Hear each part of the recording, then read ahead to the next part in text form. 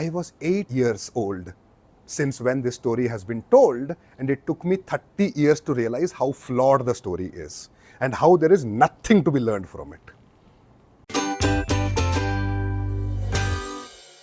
Now to Mahabharata.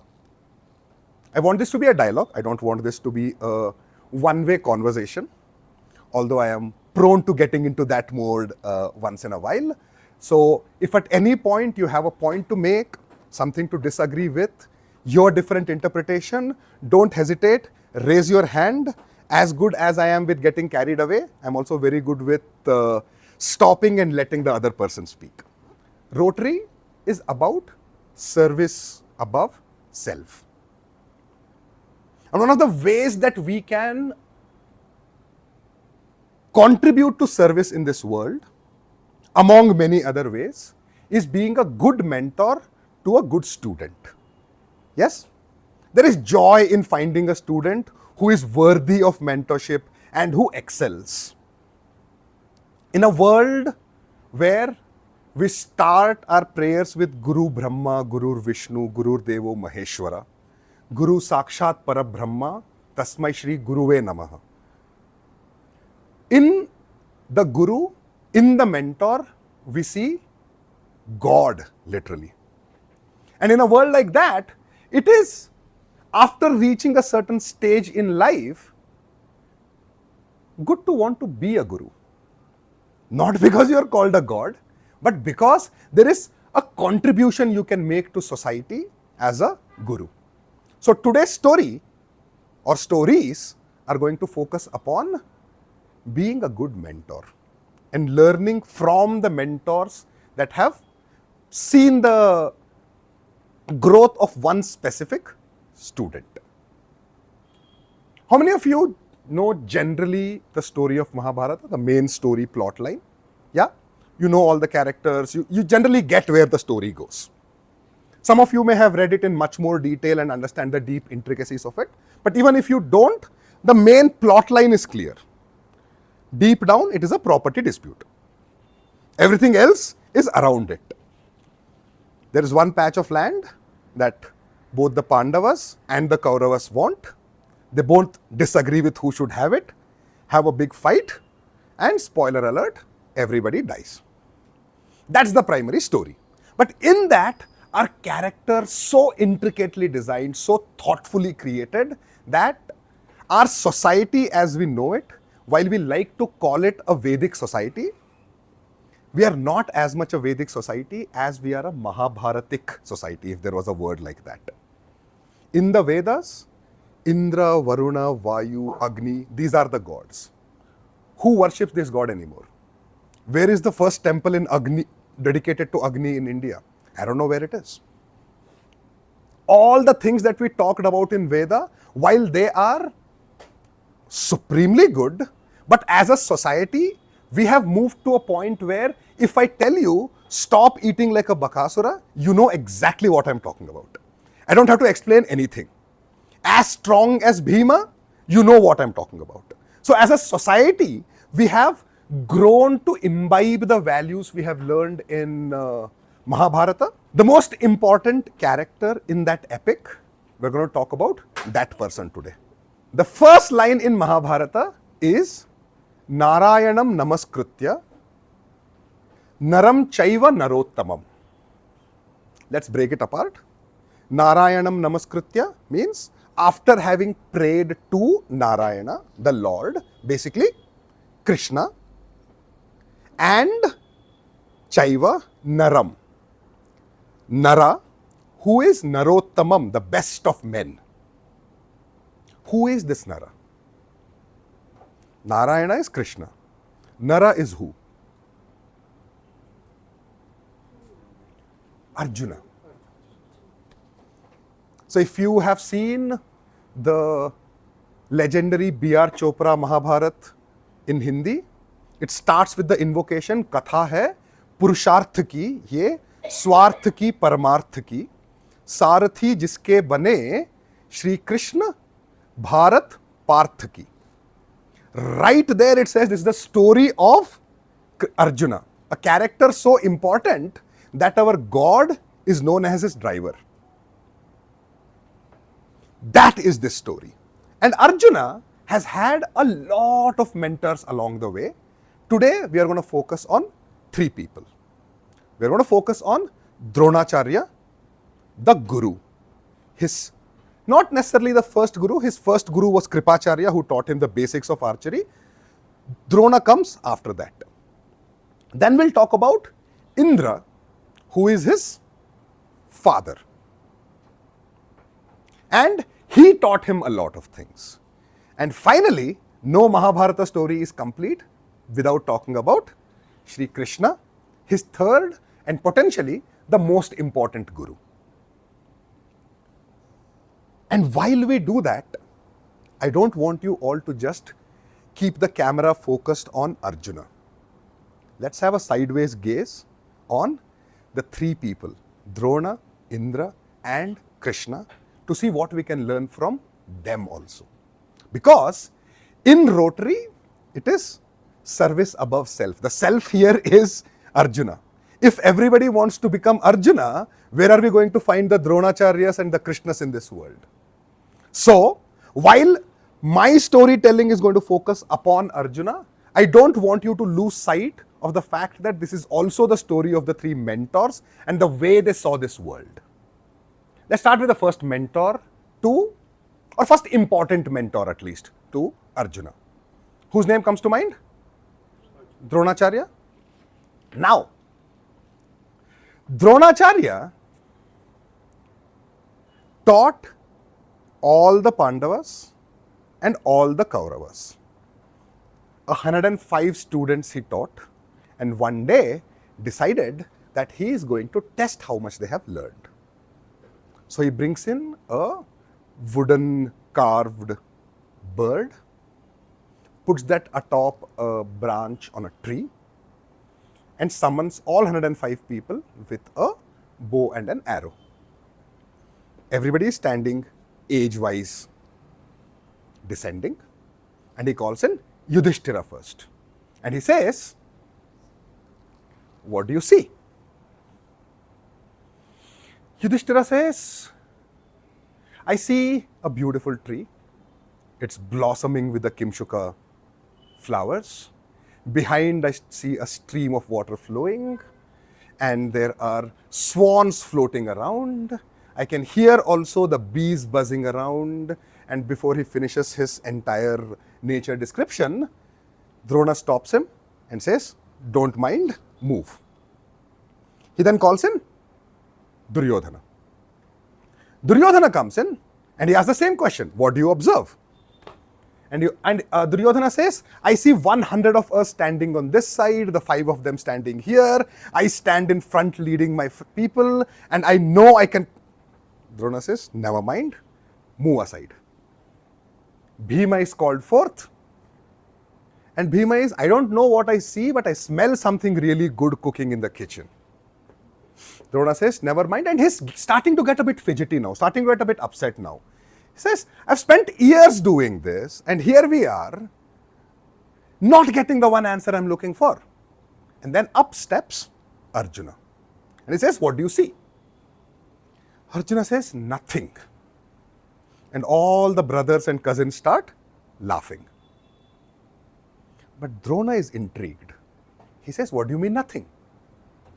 He says, I see nothing except the neck of the bird that I'm supposed to shoot. A small correction here. A lot of us think it is the eye of the bird, but it's actually the neck of the bird. The eye is from the fish instrument in Draupadi Swayamvara. So we mix up these 2 stories and create one sharpshooting story, but it's the neck of the bird. Now, he says, I only see the neck of the bird I'm supposed to shoot. And Drona says, what about the trees? Like, what trees? What about the swans and the bees and the stream and the food and the people? Says, I see nothing except the bird whose neck I'm supposed to shoot. And now finally Drona smiles. And he says, shoot it. Arjuna pulls an arrow out of his quiver, sets it upon a bow, shoots, and thunk. It hits the neck severs and falls down, and everybody erupts in cheers. Drona is impressed and he tells everyone, if you want to succeed, you've got to learn to focus on the target. I was 8 bloody years old since when this story has been told, and it took me 30 years to realize how flawed the story is and how there is nothing to be learned from it.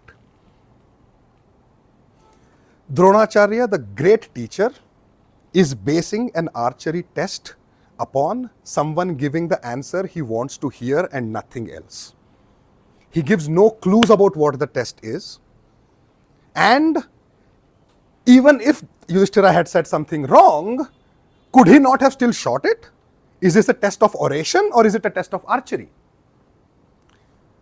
Drona is in his early stages of being a teacher, and he feels this is the way to teach. Giving people chances based on a different skill than the one that is being tested. Arjuna just happened to be saying the right thing at the right time. Some of you have had your long cherished story turned on its head today. We move on. One day we find out that after this education of the Pandavas and Kauravas is done, and they ask what should we give as Guru Dakshina, what does Drona do? He says, go and capture the king of Drupada, Panchala, King Drupada, and drag him to my feet, because I've spent the last 10 years training all of you, getting you ready so that I could seek vengeance upon a friend who has treated me ill. Another great virtue in a teacher that we look up to and have even put an award in his name in our country. The highest award in India in sports for being the best coach is called Dronacharya Award. And the first 2 stories we know of him start out pretty bad. And the third one gets a little worse. One day, when a dog comes covered with its mouth in arrows and they run behind the dog, the Pandava princes see that a tribal boy has been practicing. And what is the first thing Arjuna do when he sees this? A boy who can listen to the sound of a dog and shoot arrows in its mouth without having to look where the dog is, so that it does not disturb his practice. This skill I don't have. My master Dronacharya has promised me that he is going to make me the greatest archer in the world, and here is some random kid who has none of the facilities I have, who is doing better than me. Jealous, Arjuna runs to Dronacharya. They walk there. Dronacharya asks, who taught you all this? The boy falls at his feet and says, you master. Arjuna is even more angry now. This is the so-called moonlighting. You have a job here already in the palace, and you're also taking a side job and training another boy. How is this acceptable? And he says, I know you would never teach me, so I made a statue of you, and I kept you as a reference, and for as long as I knew even your mud statue was looking at me, I knew you were teaching me, and I learned everything by myself. Drona sees the biggest threat to his promise to Arjuna. Here is someone without any formal training already doing better than Arjuna. In time, he'll do even better. So he says, Guru Dakshina time. You think I'm your master? Give me my Guru Dakshina. What do you want? He says, give me your right thumb. And the boy, hurt, heartbroken, still takes out the knife, cuts off his right thumb, and gives it to him as Guru Dakshina. Drona and Arjuna turn, remorselessly walk away. And a boy who could have been a great archer has been cut down in his prime of his youth. We later find out that this boy is the son of Hiranyadhanu, who is aligned with Jarasandha, who is Krishna's enemy, and by extension a danger to Pandavas, and this is how we justify it. What ended well, the means don't matter. But I ask you a question. If the unintended consequences of your bad faith action lead to something good, do you still get to take credit for it? And does society still owe you a debt of gratitude? You didn't mean any good out of it. That is the Dronacharya, who was his first mentor. And people say Arjuna became a great teacher because of Dronacharya, and I would like to argue that he became a great archer in spite of him. If he had followed in his footsteps, he would have become another Karna, driven by vengeance, driven by jealousy, always expecting something for himself. But Arjuna was lucky that he had, at the time when it most mattered, a friend who changed his life. We'll come to that friend in a moment.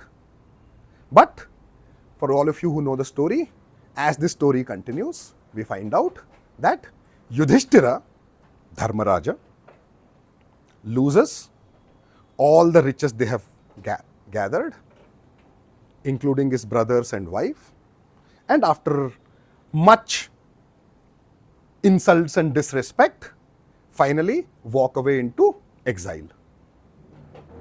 Different than what most of us think, and unlike Rama, Lakshmana and Sita, it's not just the husbands and the wife who go in there. The 5 Pandavas and Draupadi go along with their priest known as Dhaumya and 1,000 other priests whose job it is to use these 13 years to perform as many homas and havans as possible and gather as much punya as they can. There's a story in which, while Yudhishthira is sleeping, the king of the deers, the animal deer, come in his dreams and says, can you please move to some other forest, because the number of animals you are sacrificing in your yagna, you are going to deplete all our population from here. That is how much they are in the forest for. The problem with this is not just animal sacrifice. There is a problem there also, but let's not touch upon that. My problem with this is that, and Arjuna's also, we agree on that one point, is Yudhishthira thinks and truly thinks that in 13 years, when they go back, Duryodhana will hand back their kingdom on a platter and they don't need to do any preparations. Arjuna is the only one, and also thanks to Krishna's advice, realizes this is not happening. There is a war coming and they are not remotely prepared for this. What does Arjuna do? While these brothers and wife are spending a great time in the jungle, he leaves on an exile within an exile. And there goes and reaches out to Indra, his father. Indra does not turn up for a while.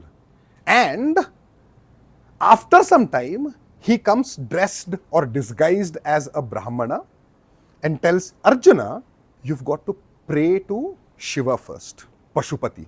Perform a penance, and if Pashupati is happy and will give you Pashupatastra, the divine weapon that Shiva possesses, then you can go to Swarga and collect all the divine weapons from the other gods.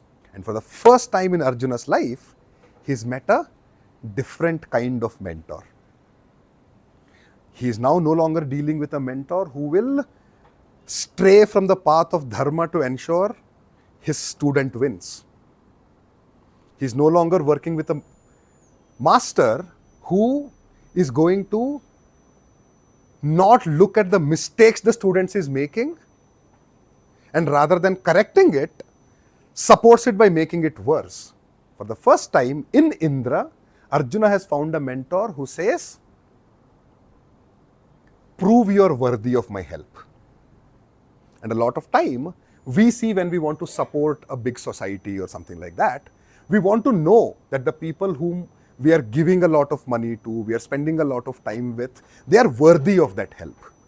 It's easy for all of us to today collect 10,000 each and go give it to some society. But what proof is there that they are going to use it right? The Indra way of help is prove your worth, prove you're going to take care of this yourself, and then come to me and see what I can do for you. This is like a bank who says, get 10% of the home loan from your side and I'll fund 90%. If I give you all 100%, you will not value it. So put your effort in first. Arjuna prays to Shiva. There's a long story there, but to shorten it, he has a fight with Shiva, and look at the arrogance of a boy who thinks, when he starts losing to Shiva, he thinks, this has to be Shiva. No human can defeat me. That's how he knows it is Shiva. And the god is happy with him, and he gives him the Pashupatastra, and the moment he gets it in his hand, Indra sends his charioteer down from Swarga. Matali comes, picks up Arjuna, takes him to Swarga, and in the meantime, Indra has lined up all the gods. From Indra, he gets the Aindreya. From Agni, he gets the Agneya. From Varuna, he gets the Varuni. From Vayu, he gets the Vayuvya. He collects all these divine weapons, and finally, when he is ready to go back, Indra offers one final test. He says, you've come this far, you've proven worthy to hold your own strength against Lord Shiva himself. Why do you want to bother with that mortal earth? Here, and the Simhasana becomes bigger, and he says, sit with me. Let's rule the three worlds, father and son, together. And Arjuna says, I came here for a purpose.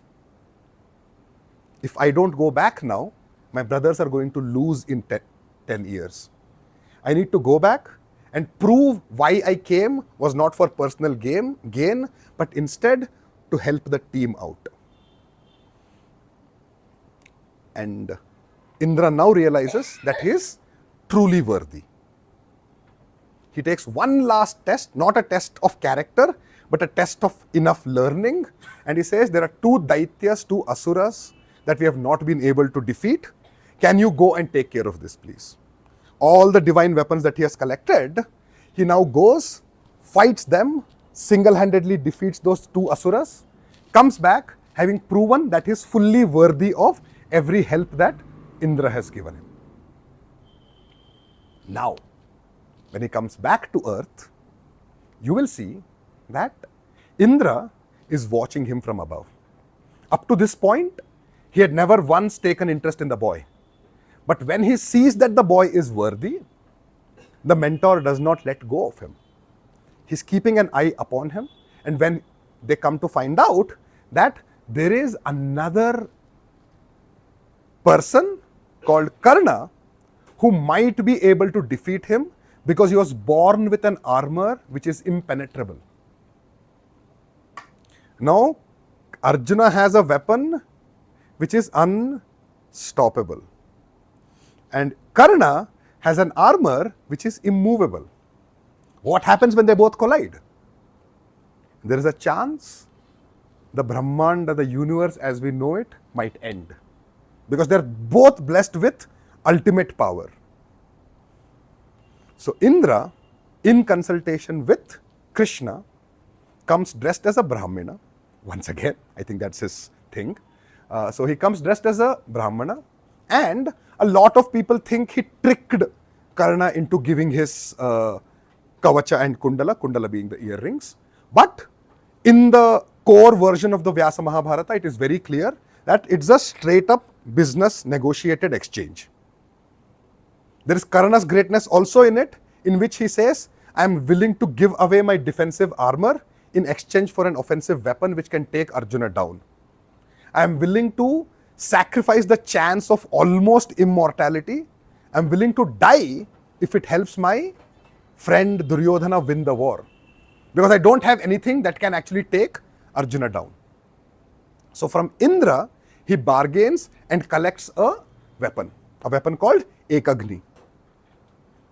But then Indra and Krishna have already planned a way to get rid of that Ekagni from Karna's hand. So when the time is right, Bhima's son Ghatotkacha appears in the war and starts killing half the army that Duryodhana possesses. And Duryodhana, knowing fully well that this Ekagni is only meant for Arjuna from Karna's quiver, says, take him down, let us worry about now and later. Ghatotkacha falls, Ekagni is gone, and what is left is Arjuna, whom they say is protected by 4 gods from 4 directions. In his front is sitting Krishna. Behind him on the flag is sitting Hanuman, taking care of him. Above him is sitting Indra and taking care of him. And below him is Prithvi, the earth, who will cause damage to Karna and ensure Arjuna doesn't die. There's a bit of a luck factor involved here, bit of a nepotism involved here, but that does not mean that Arjuna did not work hard for it. People ask this question, when did he work hard? It's as if people were clearing all the thorns from ahead of him and there was a tailwind that helped him push farther, faster than most people. And when the Yudhishtiras and the Duryodhanas of the world were fighting about who is going to sit on this throne of gold, his work was not focused on one throne. It was to win many more. He had an easy life. That's what people talk about. Because another story from Mahabharata is not famous at all. And this one, for the first time, I give credit to Drona. Even when this boy was growing up, Drona had instructed the cooks and the servants in the palace that he should never be fed food in darkness. The cooks did not understand why, but then the master is saying is who's going to question it. So they never fed him in darkness. Always there was a bright candle lit if he was eating at night. One day, a window is left open, a gust of wind blows, the candle is off, it's night, and Arjuna eats a morsel of food. How long does that take? A moment or two.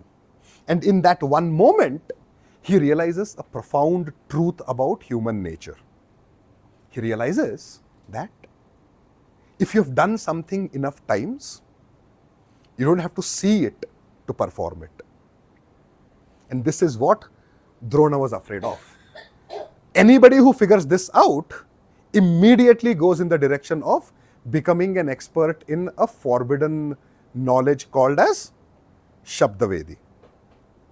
And there is not one example of someone who learned the art of Shabdavedi and it did not end well.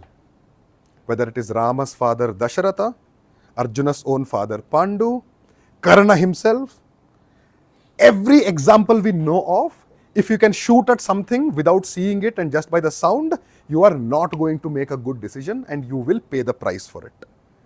Drona did not want Arjuna to go down that path. But this boy, all credits to him, that is not the path he went into.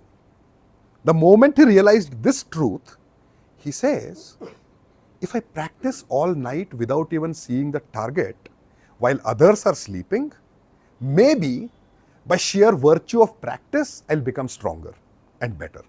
So when all the remaining 104 cousins and brothers are sleeping, this boy, morning to evening, he practices. When sun goes down and people go and sleep, he sets up another target and at night, without seeing anything, starts practicing the art of archery. When his right hand is tired, he shifts it, changes it to left hand and continues practicing. So everybody who's good at archery will have their dominant hand, whether right or left, much more muscular because of the effort the pulling of the bowstring puts on it. Arjuna is the only one who had both of his arms developed equally well and therefore one of his names is Savyasachi. Savyasachi means quite literally ambidextrous and that comes from this story. This is how he became that. So when people talk about how Arjuna was lucky and had the support and Nepo kid and all of that, I have a big problem with this because it takes us away from the hard work that he has put in. But while I'm telling you the stories of Arjuna, I hope you're not losing sight of the real story I'm telling behind this. The impact of a Drona, the impact of a Indra. I know what you're all waiting for, and we are coming to that. The impact of Krishna. Krishna was his best friend. Krishna was also his worst critic. He was the light on the path of darkness that Arjuna walked. He was his pillar of stability. He was a shoulder to cry upon. And he was also that sole voice of reason in a convoluted world that Arjuna did not understand enough. And Arjuna and Krishna are pretty much the same age. This is something we need to know. Sometimes we forget that they were born within weeks of each other. We recognize Krishna as a god now. But back then, he was behaving like a mortal, working like a man. To find divinity and greatness in your best friend and to surrender yourself to him and to listen to what he's saying is a sign not of weakness but of strength. So when the Pandavas were given this barren patch of land covered with forest by Dhritarashtra and told to go set up their kingdom there, it was Krishna who comes to their rescue and tells, I see something in this. I see potential in this. If a forest can grow this dark and deep, the land cannot be barren. The land around is barren, sure. But the land on which this forest has grown, that is fertile. Let's cut this down and build a great empire. When Yudhishthira starts doing something right and people attracted to the kingdom of Khandava-prastha, as it is called then, start coming towards there from Hastinapura, Krishna is also the one who says the only way to unite all these warring factions of land around this country is to perform something called a Rajasuya Yajna. You become the Chakravarti Samrat, the emperor of this land unto the shores of the ocean, he says, and unite all of them. He's also the one who takes time, Arjuna and Bhima along with him, and kills the greatest threat this land has seen in the form of Jarasandha. And Krishna's contributions is an entire talk in and of itself. So, when the war is imminent and Krishna goes to Dwaraka and simultaneously Duryodhana comes to Dwaraka and they both seek his help, Krishna offers both choices. On one side is my army and on the other side is me, and I am not fighting. I am unarmed and I am unwilling to fight come what may. Which one do you want? Which idiot would pick an unarmed, unfighting person over an entire army? This idiot, it turns out. Because when Arjuna will eventually go into a depression right on the day of the battle, in the first minute of it, and throws his bow down and says, I cannot fight my brothers and cousins and family and teachers. Imagine what would have happened if he had chosen the army instead of the one man. And this one man is not fighting for far away. And when he starts advising him, he goes into this deep yogic state, Krishna that is, and sings a song called Bhagavad Gita. Gita literally means song. Bhagavad is from Bhagwan, Krishna.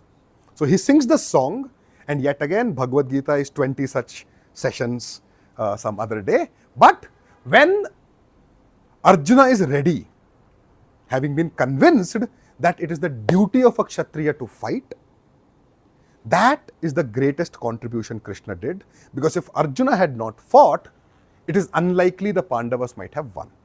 Not just because he was a great warrior, but because they would have been very disheartened and demoralized that their key person is no longer fighting. The war goes on, 10 days, nothing happens, because Bhishma is the commander and he is not letting any important people die. Bhishma, as smart as he is still a bit delusional in thinking that this war can be stopped.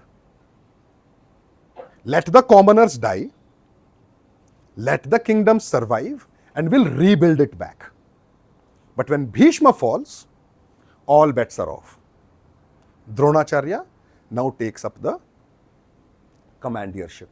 Third day, we find out that Dronacharya has built something called a Chakravyuha. And what's the point of that Chakravyuha? To capture Yudhishthira. Arjuna and Krishna have been distracted and sent to find a Samshaptaka army, so they are not nearby. Nobody else knows how to break this Chakravyuha and stop it from advancing further. And they have to summon a 16-year-old boy, a boy who knows only half the art. He knows how to get in, he knows how to break it, but he does not know how to come back. And when he tries to enter the Chakravyuha, he is supposed to be followed by all the major warriors from Pandavas.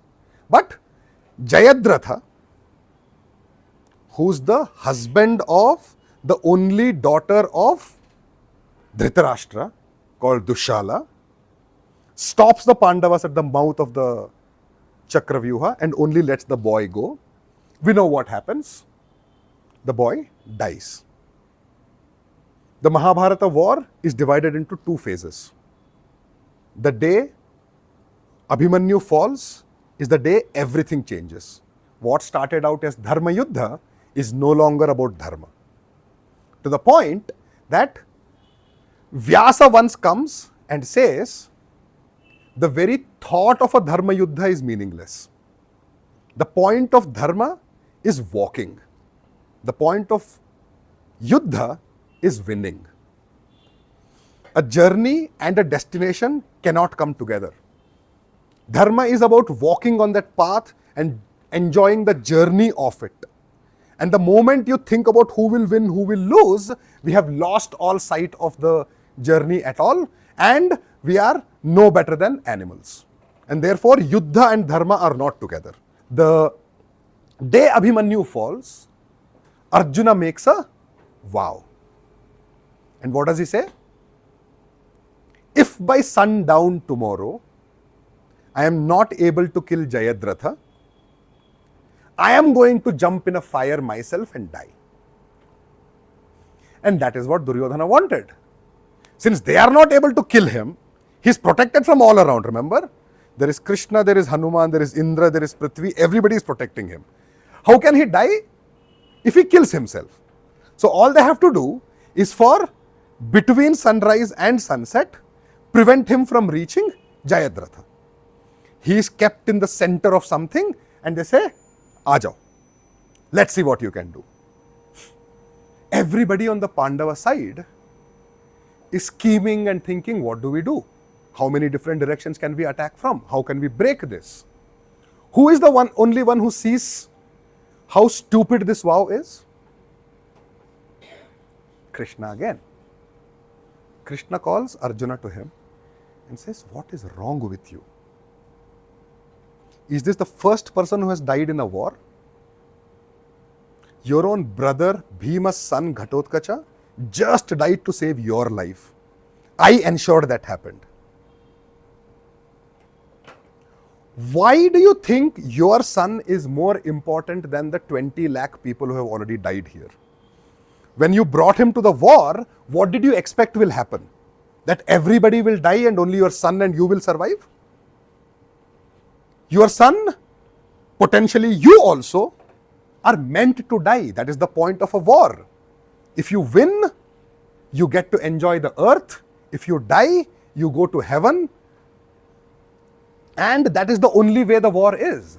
And now, having made a stupid vow, and to keep it, if you jump into the fire, your brothers will lose this war. Your son is already dead, and you also die. Your brothers will lose. You think Duryodhana is going to let go of all your brothers? You are all going to die because of this stupidity that you have committed. I am using very mild words, by the way. The number of things Krishna says to Arjuna, sometimes your ears will bleed. He is that angry with the foolishness of this decision. And he says, you know what? I will still help you make this happen. But the next time you are going to make a vow, you've got me to answer to. If I hear you have made another stupid vow like this, I'll push you into fire, he says. And then he has a deal with Surya, brings the sun down a little sooner, Jayadratha celebrates, and dies. His vow is saved, and somehow so is Arjuna and the Pandava potential of victory. The war goes on. Dronacharya eventually dies. How does Dronacharya die? Because of fake news. Somebody shouts, Ashwathama is dead. All he has to do is ask people, are you dead? Are you alive? Where is he? Take a moment. The moment somebody shouts, Ashwathama is dead, he throws everything away and falls to the ground. Drishtadyumna comes and beheads him. Everybody in the Pandava army celebrate, except Arjuna. Arjuna is the only one who says he has given up on life already. Don't kill him, let him be.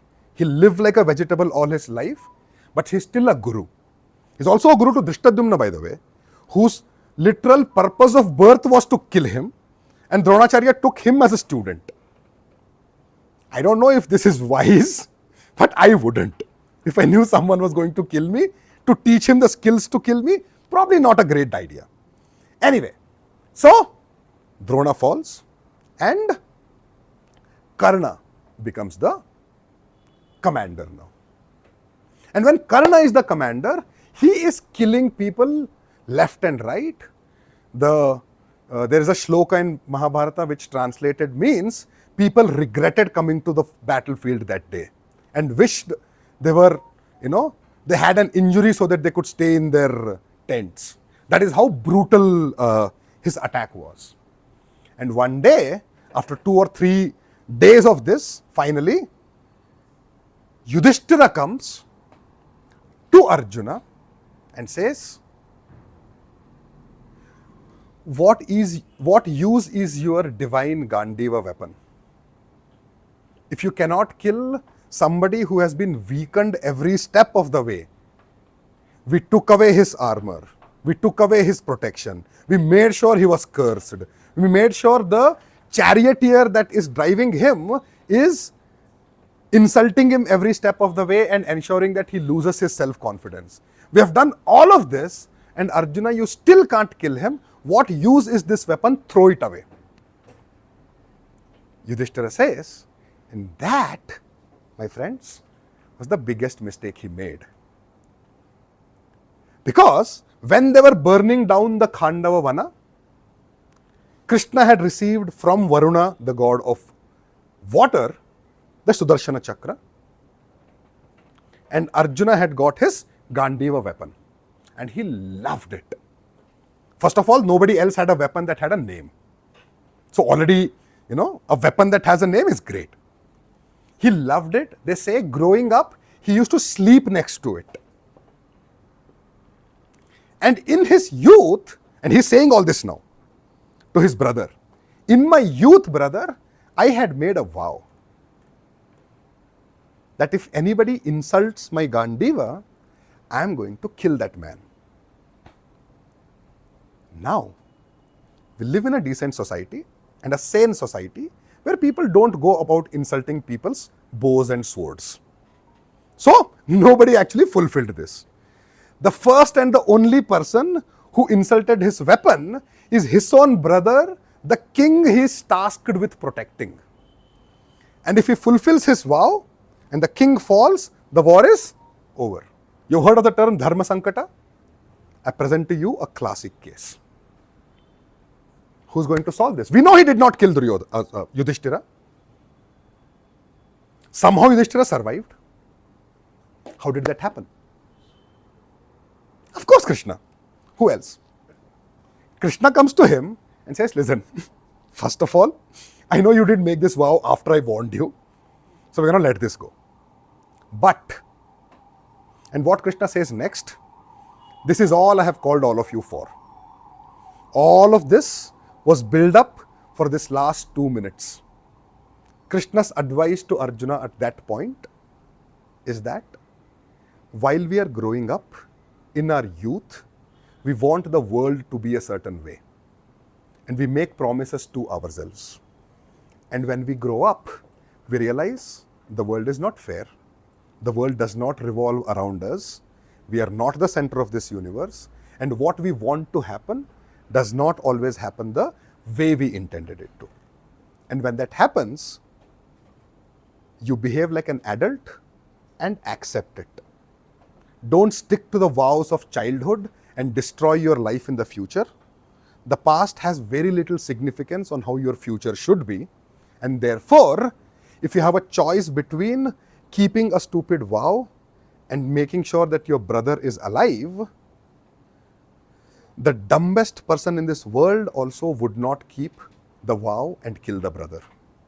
And therefore, let go of this ego, let go of this vanity that you think that you have to fulfill these vows, the promises you made to yourself while you were a child, and let go of your brother. And finally, Arjuna learns the biggest lesson in his life. All his life, his ego, his arrogance, his greatness, it has driven him. And finally, he's come to accept that the world is still bigger than no matter how big I become. And therefore, when he accepts defeat in front of the world, for a positive reason, is when he truly becomes the Arjuna that he was always meant to be. But in his heart somewhere, there is still a small thing that says, I have to fulfill the vow. How can I break this vow? And Krishna says, Krishna is great at finding loopholes. He says, I'll give you a loophole. The way you kill someone who's elder than you is to insult him. If you insult an elder, it is as good as having killed him.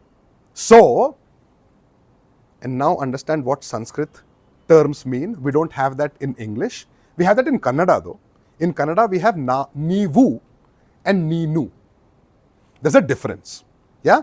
Nivu is said with respect to somebody who is elder than you. Ninu is said to somebody who is around the same age as you or younger than you. In Hindi, we use aap versus tum versus tu. Right? And in Sanskrit, it is bhavan versus tvam. Bhavan is with respect, tvam is not with respect. And all Arjuna has to do to kill Yudhishthira is to once call him tvam. And that's all there is to it. Or that's what we think. Because Krishna has just told insulting an elder is equivalent to killing him. Arjuna says, I have killed my own brother. How do I make the penance for it now? And Krishna opens up his book of laws again and he says, I'll give you one more way. He says, and pay attention to this one, he says, Atma Prashansa is equal to Atma Hatya.